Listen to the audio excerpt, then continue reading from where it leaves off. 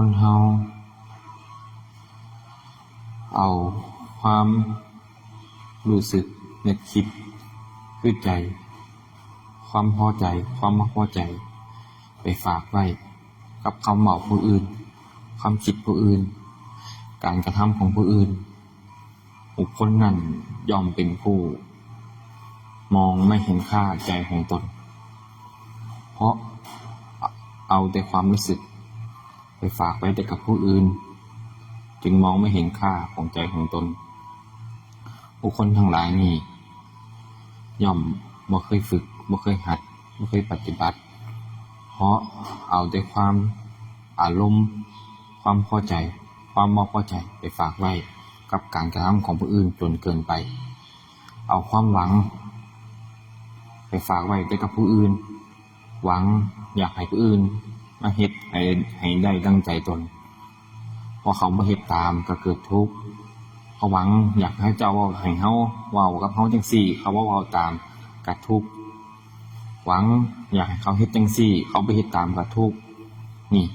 เอาความหวังไปฝากไว้แต่กับผู้อื่นจนเกินไปจนมันมีความคิดเป็นของเจ้าของจนมันมีความรู้สึกโตอยู่ในตัวเจ้าของ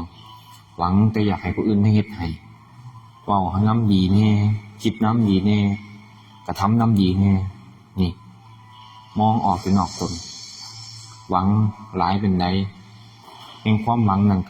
กลับมาทำลายเจ้าของในหลายเช่นกันหวังกับผู้อื่นหลายเป็นใดเพียงเผาใจเจ้าของหลายเช่นกันนี่บุคคลมองออกนอกตัวเกินไปจนไม่เห็นเจ้าของที่หลวงพ่อเพิ่งเปรียบเทียบนี่ละเปรียบเทียบว่าอย่างเบิ่งนี่ฟังแต่ผู้อื่นหลายเกินไปก็เลยบ่มีความคิดเป็นของเจ้าของคอยตามแต่ผู้อื่นเกินไปต้องเป็นกลางๆทั้งผู้อื่นบ้างนำคำผู้อื่นมาเปรียบเทียบกับประสบการณ์เจ้าของบ้างถ้ามองออกนอกตัวเจ้าของเกินไปมันสิบ่มีความเป็นตัวเป็นตนของเจ้าของ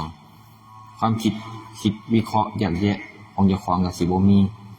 นี่อย่าเอาความหวังไปฝากไว้กับผู้อื่นจนเกินไปให้เอาความรู้สึกกลับมาหาตัวเนี่ย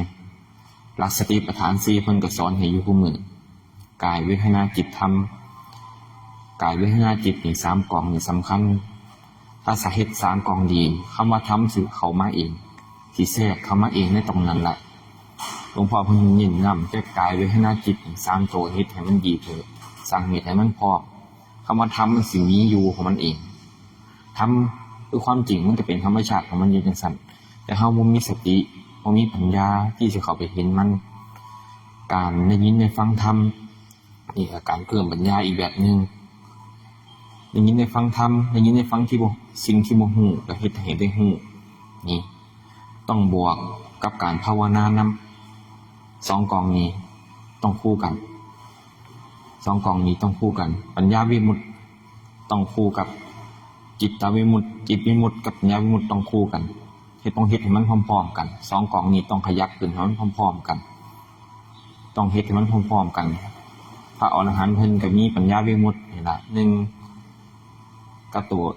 จิตวิมุตตินี่อีก1จิตสื่อบ่ตั้งมันเถาะนั่นล่ะแต่ความรู้สึกความเข้าใจชัดแจ้งอยู่นั่นล่ะเฮาเป็นผู้กำลังเดินทางอยู่ไปเจอกันเฮ็ดให้มันไปพร้อมๆกันสมถะกับวิปัสสนาเฮ็ดมันไปพร้อมๆกันเดินไปพร้อมๆกันมองลงมาตรงหลักสติปัฏฐาน4นี่สำคัญสำหรับผู้ฝึกหัดใหม่ให้จับปกติความคิดของเฮานี่มันมีกำลังมันหลายเฮาคิดปึ๊บเฮาอยากคิดไปตามมันปั๊บหลุดสำหรับคนบ่ฝึกบ่หัดบ่ปฏิบัติสำหรับเฮามาเริ่มฝึกหัดปฏิบัติใหม่ความคิดมันมีกำลังเฮาสิเฮ็ดจังได๋สิบ่ได้ไหลไปตามความคิดนั้นหลาย1อาศัยลมหายใจเข้าออกพุทเข้าพุทออกโทนี่ให้แนบคำบริกรรมไปนำและให้สังเกตเจ้าของนำว่าคำบริกรรมสิอยู่กับเจ้าของโดนปานใดตอนแรกๆตอนครูบาฝึกใหม่ๆครับจังซี่ล่ะลมหายใจออกพุทโธคือกันแนบไปเรื่อยๆสักพักนึงบ่อยากพุทโธแล้วอย่าออกไปคิดนี่เห็นบ่ว่าความคิดมันมีกำลังให้แนบไปเรื่อยๆให้เฮ็ดไปเรื่อย จนความสิทิมเข้ามาพุทโธได้เองทิมเข้ามาพุทโธนี่ก็คือว่ามันคิดบ่ออกจิตมันคิดคำบ่ออกมันวิตกคำว่าพุทโธบ่ออกมันทิมของมันเองโตแน่นเขาคิดคำสิคิดคำหาคำว่าพุทโธนี่คิดบ่ออกเลยมันเป็นจังสั่นเฮ็ดไปเรื่อยๆก่อนให้จิตมันมีกำลังพอมันมีสติมีกำลังแล้วมันสิทิมของมันเองเฮาสิเห็นว่าโอ้เฮานี่ไหลไปแ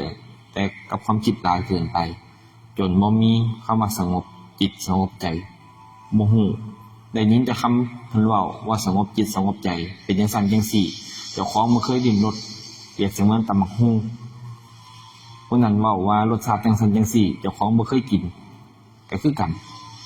คือฝรั่งนั่นล่ะตำบักหุ่งเป็นจังไดมึงบ่เคยกินเฮาก็เว้าให้มันฟังได้มึงบ่เคยกินมึงก็ย่อมบ่รู้รสชาติคือกันเปรียบเสมือนกันคือกันเฮ็ดไปพอความคิดมันเริ่มอ่อนทุเลาลงแล้วปิติสิเกิดพอปิติเกิดแล้วเฮาก็จับเอาอาการปิติหั่นล่ะไว้ตอนจิตมันเสพปิติใหม่ๆโอ้มันมีความสุขเด้เพราะว่าจิตมันเคยสงบ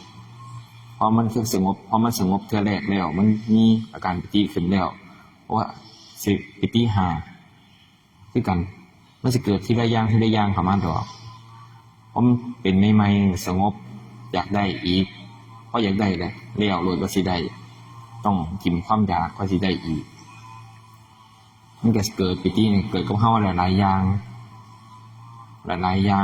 ผ่านเข้ามาให้เฮาเห็นหูเห็นหลายอย่างตอนใหม่ๆแรกๆมันจะยอมตกใจมีความตื่นเต้นตกใจเป็นธรรมดามีความอยากได้อีกเป็นธรรมดาก็เป็นจังซั่นน่ะใหม่ๆเฮ็ดไปเรื่อยๆสิเข้าใจสิจับหลักมันถูกจับหลักจังไดยึดแค่อาการนึงหลวงพ่อมันสอนว่าอุณาโลมยึดอุณาโลมไว้อุณาโลมนึงปิติอื่นสิแทรกอย่าไปสนใจอันนี้เฮาสิเอาความตั้งมั่นแล้วเพราะว่าเฮาฮู้แล้วว่าสมาธิเป็นจังไดสมาธินี่เป็นจังไดจากจิตนั้นคือได้ปิติฮู้แล้วแต่เฮาสิเอาความตั้งมั่นเฮาสิบ่สนใจอาการอื่นเฮาสิเอาจับแค่อาการเดียวจนน้อมเข้าไปหาตรงคำว่าปิติมันหายปิติทั้งหมดนี่มันหายมีความรู้สึกนึงที่เพ่งอยู่จริงเฮาสิเอาตรงนี้เฮาสิเฮ็ดหาหม้องนี้ปิติหายเบิดจับเอาความรู้สึกนึงให้นี่มันเด่นชัดเฮ็ดไปเรื่อยๆแล้วมันเฮาใช้ชีวิตปกตินี่เฮาก็ทรงอาการปิติไว้อ่อนๆอุณหภูมิไว้อ่อนๆเพื่อเป็นตัวกลางกั้นอารมณ์ของเฮาบ่ให้มันเกิดขึ้นได้ง่ายสติตัวกลางกั้นอารมณ์สัมปชัญญะความรู้สึกตัวนี่สองตัวนี้สำคัญเป็นตัวกลางกั้นอารมณ์บ่ให้มันเกิดขึ้นได้ง่ายอย่างพระเจ้าเว้าแวบๆมาศูนย์ให้เขาหลดจักเป็นอีหยังก็ฮู้ได้ว่าศูนย์นั้นมันมีประโยชน์แต่คือศูนย์อยู่ก็จังซั่นล่ะเพราะว่ามันบ่ทันความคิดนี่มีความหลายกาจมากมีอานุภาพมากก็คือยกตัวอย่างเช่นคนสมัยตะกี้มันยังบ่มีเทคโนโลยีอีหยังหลายสมัยตะกี้คนทั้งโลกก็ย่อมคิดว่าโลกนี่แบนเพราะว่ายังบ่ฮู้ความจริงเชื่อในความคิดเห็นเจ้าของแต่ความจริงมันบ่เป็นจังซั่นเด้โลกนี่มันกลมนี่สมัยนี้เทคโนโลยีมันพัฒนาขึ้นหลายเห็นอยู่บ่พากันเชื่อว่าโลกมันแบนสมัยตะกี้ตั้งแต่ต้นบรรพบุรุษเฮาพุ่นละสมัยตะกี้เห็นอยู่บ่เพราะความจริงเปิดเผยโดยจังได๋เชื่อกันมาตั้งบ่รู้จัก100 ปีว่าโลกแบนเห็นอยู่บ่โทษของความคิดสิออกจากมันจังได๋โทษของการถือตนถือตัวก็เช่นกันถ้าบ่เล็งเห็นโทษออกจากมันบ่ได้บ่เล็งเห็นว่าความทุกข์คือความเนี่ยแหละหวังอยากให้ผู้อื่นมาเฮ็ดได้ดังใจเจ้าของหวังอยากให้ผู้อื่นเว้าเจ้าของดีเอาความหวังไปฝากไว้แต่กับผู้อื่นต้องเล็งเห็นโทษมันว่าทุกข์เห็นแล้วทุกข์สิฟื้นจังได๋ก็ฟื้นด้วยการภาวนากับบอกกับบางอย่างรักสติปัฏฐาน4เฮ็ดให้มันดูความคิดมันสิเบาทุเลาลงตอนแรกๆมันต้องอาศัยการฝืนเพราะว่าความคิดมันมีกำลังหลายต้องอาศัยลมกับคำบริกรรมไปก่อนฝึกหัดใหม่ๆนั่นนะอาศัยจังซี่ไปก่อนแล้วสิเข้าใจตัวเจ้าของเองนั่นล่ะนี่ก็เว้าให้ฟังนั่นล่ะมันก็มีหลายๆอย่างสิเว้าให้ฟังอยู่แต่ว่าสิเอามาเว้าทีเดียวมันก็เป็นไปบ่ได้ดอก ตะวันธรรมมันก็คือความจริงธรรมชาติของชีวิตนั่นล่ะมันจะเป็นจังซี่ล่ะนั่นล่ะโอ้พอสิเทศเป็นภาษาภาคกลางเนี่ยเดี๋ยวเห็นหน้าพอคุณยามใดออกแต่ภาษาอีสานแข็งๆหมดเอาละ